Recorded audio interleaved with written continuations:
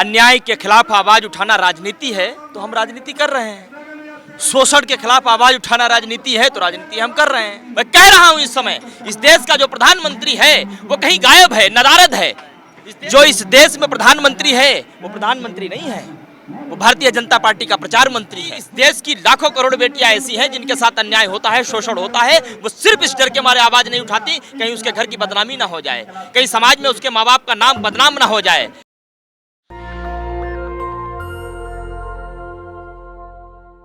नमस्कार, एक बार फिर से आप सभी का मैं तहे दिल से अभिनंदन स्वागत करता हूं। जंतर मंतर से हमारे साथ हैं गोपाल तिवारी। 23 अप्रैल 2023 से जो धरना है लगातार जारी है, लेकिन अभी भी इनकी डिमांड पूरी नहीं हुई है। आइए आपसे बातचीत करवाते हैं आपकी। गोपाल तिवारी जी, क्या लगता है ये जो धरना है पूरा देश पूछ रहा है, कब तक चलेगा ये धरना? देखिए, एक बड़ी सुंदर लाइन है कि कभी समस्या तो कभी समाधान है जिंदगी, कभी हल तो कभी निदान है जिंदगी, कभी उच्च शिखर तो कभी ढलान है जिंदगी। आज ये बेटियां बीते 31 दिनों से इन सड़कों पर बैठी हैं और जिस वक्त जिस देश में लोकतंत्र की बढ़ चढ़ करके दुहाई दी जाती है, और सिर्फ हिंदुस्तान में नहीं पूरी दुनिया में, कि दुनिया का सबसे अच्छा लोकतंत्र है, दुनिया की सबसे अच्छी डेमोक्रेसी है, दुनिया का सबसे बेहतरीन प्रधानमंत्री है, दुनिया की सबसे बेहतरीन सरकार है, दुनिया का सबसे बेहतरीन प्रशासन है, दुनिया का सबसे बेहतरीन शासन है। दुनिया के सबसे बेहतरीन शासन वाले देश में, सबसे बेहतरीन प्रशासन वाले देश में, सबसे बेहतरीन डेमोक्रेसी वाले देश में, सबसे बेहतरीन लोकतंत्र वाले देश में बेटियों को 30 दिन सड़कों पर बैठना पड़ता हो, गुहार लगानी पड़ती हो, फिर भी उनकी आवाज़ नहीं सुनी जाती हो। ये मजाक नहीं हो रहा है देश के साथ? मजाक तो लगता ही होगा आपको भी। नहीं, मजाक कर कौन रहा है? लोग तो ये आरोप लगा रहे हैं कि अब ये जो मंच है आंदोलन का पर्याय, वो राजनीति का पर्याय बनता जा रहा है। देखिए, अगर अन्याय के खिलाफ आवाज उठाना राजनीति है तो हम राजनीति कर रहे हैं। शोषण के खिलाफ आवाज उठाना राजनीति है तो राजनीति हम कर रहे हैं। अगर इस मंच पर आकर के किसी व्यक्ति को इनके समर्थन में आवाज उठाना राजनीति है तो राजनीति कर रहे हैं हम। और मैं तो ये कहता हूं, जो लोग इसको कहते हैं कि यहाँ राजनीति हो रही, क्यों होने दे रहे हो राजनीति? आप क्यों नहीं आ जाते? आप इनके बीच आ जाइए। आप 1 घंटे के अंदर बैठ करके जो है एक सिटिंग बेंच गठित करवाइए, सुप्रीम कोर्ट को जजों को बुलाइए, उनकी निगरानी में निष्पक्ष जांच यहीं जंतर मंतर की सड़कों पर करवाइए, खत्म कर दीजिए। जांच चल तो रही है। कौन सी जांच? जांच चल रही है। क्या हुआ जांच? FIR के बाद क्या हुआ जांच में आज तक? ये दुर्भाग्य नहीं लगता आपको कि जिस देश में एक अदने से व्यक्ति पर भी आरोप लगाया जाता है तो एक क्षण न लगाती पुलिस वाली, सोच विचार भी नहीं करती और फटाफट जो है FIR दर्ज करती है। जिस देश में FIR दर्ज करवाने के लिए सुप्रीम कोर्ट का रुख करना पड़ता हो, सुप्रीम कोर्ट से गुहार लगानी पड़ती है, 6 दिन विचार मंथन करती हो सुप्रीम कोर्ट, फिर 6 दिन बाद दिल्ली पुलिस को प्रेशर में लेती हो, FIR दर्ज होती हो, उस देश में न्याय की उम्मीद कैसे करें और किससे करें? हम कहा जा रहा है कि जब ये घटना घटी उसके बहुत वक्त गुजर गए, समय गुजर गया, फिर आप लोगों ने ये कार्रवाई शुरू की और कानूनी प्रक्रिया का पालन करना शुरू किया आप लोगों ने। आपको निर्भया केस याद है?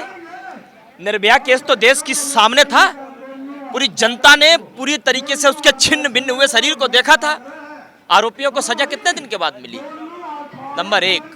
नंबर 2, बिल्किस बानो तो याद होंगी आपको, क्या क्या किया गया उनके साथ, उनके परिवार के साथ, उनके बच्चों के साथ, तमाम घर के उनके सदस्य थे, किस तरीके से नरभक्षी बन करके, राक्षस बन करके लोगों ने उनके बदन को नोच नोच करके जो है सड़क पे पटक पटक करके लोगों को मार दिया।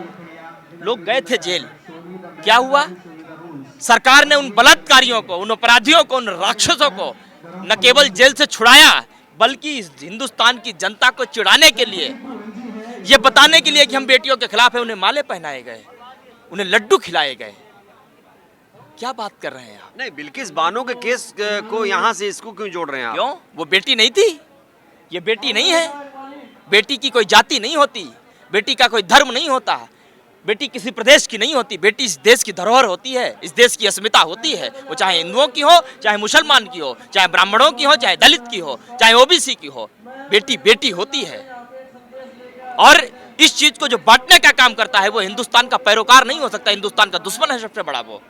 और जो आज की सरकार कर रही है, आज के प्रधानमंत्री समाज को बांटना चाहते हैं, जातियों को बांटना चाहते हैं, धर्मों को बांटना चाहते हैं, प्रदेश को बांटना चाहते हैं। क्यों?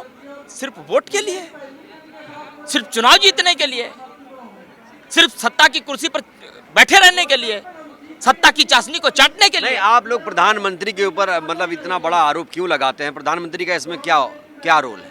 आरोप मैं आप पर लगाऊं, आपके कैमरामैन पर लगाऊं? जिस घर में मैं रहता हूं और जिस बाप ने, जिस मुखिया ने मुझे पाल पोस करके बड़ा किया, मैं कोई अच्छा काम करता हूं तो भी उसे जाकर के बताता हूं, कोई गलत काम करता हूं तो भी उसे जाकर के बताता हूं, कोई दर्द और पीड़ा होती तो भी उसे जाकर समाधान तो वही करेगा। इस देश को मुखिया वो इलेक्टेड नहीं है, वो सिलेक्टेड नहीं है, इलेक्टेड है। इस देश की जनता ने अपना मत दे करके बहुमत से आपको पहुंचाया है, और जब आपको पहुंचाए तो सवाल तो हम पूछेंगे ना आपसे। अगर हमारे सवालों के जवाब देने में सक्षम नहीं हो तो आप इस्तीफा दे दीजिए, बोल दीजिए कि देश की स्थिति हमसे नहीं सुधारी जा सकती, हम नहीं दे सकते इन बेटियों को न्याय, हम नहीं इनके पक्ष में बोल सकते। क्या इस घटना से इस तरह प्रधानमंत्री का मूल्यांकन करना, सरकार का मूल्यांकन करना, देश अच्छा है बुरा है उसका मूल्यांकन करना सही रहेगा? और कैसे मूल्यांकन करें? और ये मूल्यांकन तो मैं इसलिए कर रहा हूँ क्योंकि हरियाणा के पानीपत शहर से ही प्रधानमंत्री ने बेटी बचाओ बेटी पढ़ाओ मुहिम की शुरुआत की थी। उसी प्रदेश की बेटियां जब देश का मान सम्मान पूरे विश्व स्तर पर बढ़ाएं, तिरंगे का मान सम्मान पूरे विश्व स्तर पर बढ़ाएं, चमचमाते हुए मेडल इस हिंदुस्तान को दिलाएं, इस हिंदुस्तान को गर्व की अनुभूति करवाएं, और खुद स्वयं प्रधानमंत्री महिला सम्मान की जो दुहाई देते हो, स्वयं जब ये मेडल लेकर के आती हो तो उनके साथ खाना खाते हो बैठ करके, इन बेटियों को अपने परिवार की बताते हो, और वही प्रधानमंत्री उसी की राजधानी में, उसी की नाक के नीचे घर से थोड़ी दूर पर ये जब 30-30 दिनों तक बैठी संघर्ष कर रही हूँ, आंसू बहा रही हूँ, तब आपको दिखाई और सुनाई नहीं देता? तो क्यों ना करूं मूल्यांकन? मैं कह रहा हूं इस समय इस देश का जो प्रधानमंत्री है वो कहीं गायब है, नदारद है। इस देश में यदि प्रधानमंत्री होता तो आकर के इन बेटियों की बात सुनता। नहीं है इस देश में प्रधानमंत्री, और जो अपने आप क्या बात कर रहे हैं? मैं देश में प्रधानमंत्री क्यों जो नहीं इस है? देश में चल रही प्रधानमंत्री है सरकार, अच्छे से चल रही है, देश विकास कर रहा है। जो इस देश में प्रधानमंत्री है वो प्रधानमंत्री नहीं है, वो भारतीय जनता पार्टी का प्रचार मंत्री है, वो अडानी का स्पीकर है, अडानी को डिफेंड करने का काम करेगा, ब्रजभूषण के पक्ष आपके ऊपर आरोप लग जाएगा, आप कांग्रेस की भाषा बोल रहे हैं। लग जाने दो, कांग्रेस की जिंदगी भाषा बोल एक ही तो है, एक ही बार पैदा हुआ था, एक ही बार मरना है। अगर इन बेटियों को बचाते बचाते, इनकी लाज को बचाते बचाते, इनकी आवाज को बचाते बचाते मेरी आवाज बंद हो जाती है तो मुझे कोई फर्क नहीं पड़ता। क्या होगा? ज्यादा से ज्यादा क्या करेंगे? उठा के जेल में डालेंगे, गोली मरवा देंगे, लाइव कैमरा के सामने। इतने भी बुरे हालात नहीं है, आप ऐसी बातें क्यों कर रहे हैं? आप वही बात कर रहे हैं, मुझे फर्क नहीं पड़ता। मैं सच, मेरी माँ एक बात मुझसे कहती है कि बेटा जिंदगी में चाहे कुछ करना चाहे नहीं करना, लेकिन सच का साथ कभी मत छोड़ना। और मैं सत्य के साथ खड़ा हूँ, मैं अपनी बहनों के साथ खड़ा हूँ, क्योंकि बहन बहन होती, बेटी बेटी होती है। और आज की सरकार जिस मानसिकता के साथ आगे बढ़ रही है वो मानसिकता हिंदुस्तान की नहीं है, वो गुलामी की मानसिकता है, जिसने इस हिंदुस्तान को कई वर्षों तक गुलाम रखा। वो दलाली की गुलाम मानसिकता है, जिसने अंग्रेजों की मुखबरी की और हिंदुस्तान के खिलाफ खड़े रहे। वो चाटुकारिता की मानसिकता है, जिसने अंग्रेजों से तनख्वाहें ली, देश के खिलाफ खड़े रहे। आज है 23 मई और मुझे याद है कि 23 अप्रैल से ये आंदोलन शुरू हुआ था। 1 महीने हो गया, कितना जन समर्थन, देश का सहयोग, लोगों का सहयोग कितना मिल रहा है? देखिए पूरे हिंदुस्तान से समर्थन है इस आंदोलन को।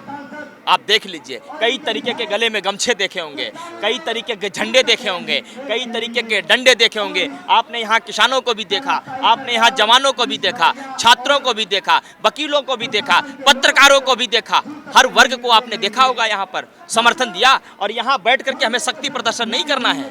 इस आंदोलन का मकसद यही है कि इस देश की लाखों करोड़ बेटियां ऐसी हैं जिनके साथ अन्याय होता है, शोषण होता है, वो सिर्फ इस डर के मारे आवाज नहीं उठाती कहीं उसके घर की बदनामी ना हो जाए, कहीं समाज में उसके माँ बाप का नाम बदनाम ना हो जाए। लेकिन आज यहाँ बैठ करके हिंदुस्तान की लाखों करोड़ बेटियों को ये संदेश दे रही हैं कि ताकतवर कितना भी वो आदमी हो जो आरोपी है, दुराचारी है, कितना भी सत्ता उसके संरक्षण में खड़ी हो, लेकिन अगर आप सच्चाई के साथ उसके सामने डट करके खड़ा हो जाए तो एक से एक बड़े ताकतवादी सामंतवादी को भी झुकना पड़ता है। शोषण करने वाले को के भी पसीने छूट जाते हैं। ये बेटियां ये संदेश दे रही हैं लगातार यहीं से उठ करके। ये देखिए कैमरा आशीष जरा दिखाइए, ये देखिए साक्षी मलिक है ना, साक्षी मलिक जी जा रही हैं। अभी अभी आप देख रहे हैं तस्वीरें, एक्सक्लूसिव तस्वीरें। ये पहलवान यहाँ से गुजर रहे हैं, जंतर मंतर पर आंदोलन चल रहा है, उसकी तस्वीरें मैं आपको दिखा रहा हूँ। तो कुल मिलाकर शुक्रिया गोपाल जी आपका। 1 महीने हो चुके हैं, 1 महीने हो चुके हैं आंदोलन को, और अभी भी इनको उम्मीद है कि जो संघर्ष है वो रंग लाएगा। शुक्रिया। नेशनल दस्तक की आपसे गुजारिश है कि अगर इसको बचाना चाहते हैं तो नेशनल दस्तक को सब्सक्राइब करने के लिए रेड कलर के सब्सक्राइब बटन को दबाएं, फिर बेल आइकन की घंटी दबाएं। नेशनल दस्तक को बचाने के लिए बहुत जरूरी है कि हर खबर को शेयर करें, लाइक करें, कमेंट जरूर करें।